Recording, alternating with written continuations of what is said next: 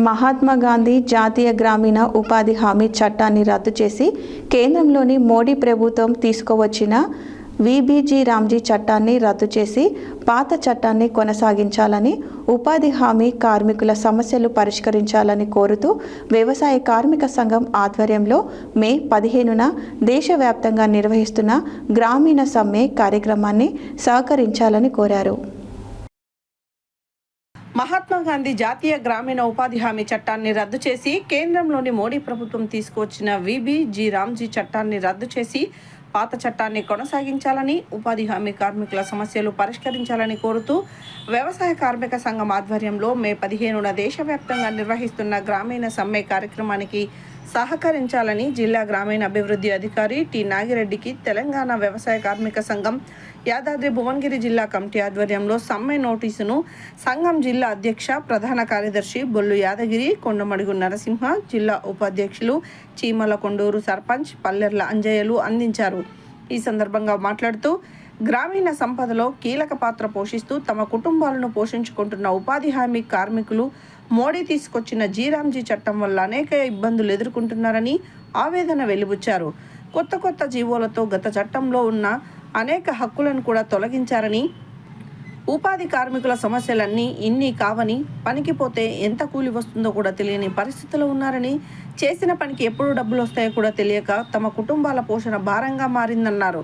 ఇప్పటికైనా ఉపాధి హామీలో పనిచేస్తున్న కార్మికులతో పాటు సిబ్బందికి సంబంధించిన పెండింగ్ వేతనాలు చెల్లించాలని, ఉపాధి హామీలో పనిచేస్తున్న కార్మికులకు సంవత్సరానికి 200 రోజుల పని దినాలు కల్పించి రోజు కూలి 800 ఇవ్వాలని, 2 సార్లు ఫోటోలు తీసి ఈ కేవైసీ విధానాన్ని రద్దు చేయాలని, పని ప్రదేశంలో తాగడానికి మంచినీళ్లు, నీడ కోసం టెంటు, మెడికల్ కిట్ లాంటి సౌకర్యాలు కల్పించాలని, వీబీజీ రామ్జీ చట్టాన్ని రద్దు చేసి పాత మహాత్మా గాంధీ జాతీయ గ్రామీణ ఉపాధి హామీ చట్టాన్ని కొనసాగించాలని, పని ప్రదేశంలో ప్రమాదాలు జరిగితే ఉచిత వైద్యం అందించాలని, కార్మికులందరికీ బీమా సౌకర్యం కల్పించాలని, కూలీలకు పార, తట్ట, గడ్డపార, గొడ్డలి వంటి పనిముట్లు ఇవ్వాలని, కేంద్ర ప్రభుత్వం 60%, రాష్ట్ర ప్రభుత్వం 40% నిధులు ఇవ్వాలని, తెచ్చిన జీవోను రద్దు చేసి కేంద్ర ప్రభుత్వమే 90% నిధులు కేటాయించాలని, పట్టణాల్లో కూడా ఉపాధి హామీ పనులను కల్పించి పేదలకు ఉపాధి కలిగించాలనే డిమాండ్స్ సాధన కోసం ఈ నెల 15న నిర్వహిస్తున్న గ్రామీణ సమ్మెలో ఉపాధి హామీ కార్మికులు లక్షలాదిగా పని బంద్ చేసి పాల్గొనాలని వారు కోరారు.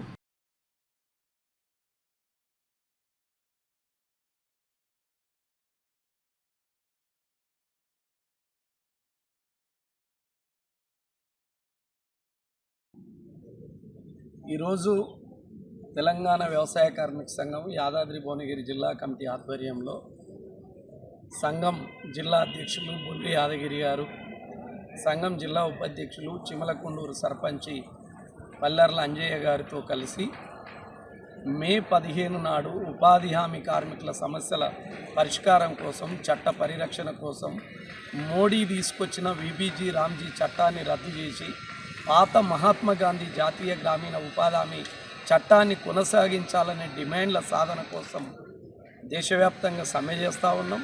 ఆ సమ్మెకు సహకారం అందించాలని యాదాద్రి జిల్లాలోని అన్ని గ్రామాల్లో 15 తారీఖు నాడు పని బంద్ చేయాలనే డిమాండ్ల సాధన కోసం జిల్లా పీడీ గారికి, ఉపాధి హామీ పీడీ గారికి, నాగిరెడ్డి గారికి మెమోరాండం ఇవ్వడం జరిగింది.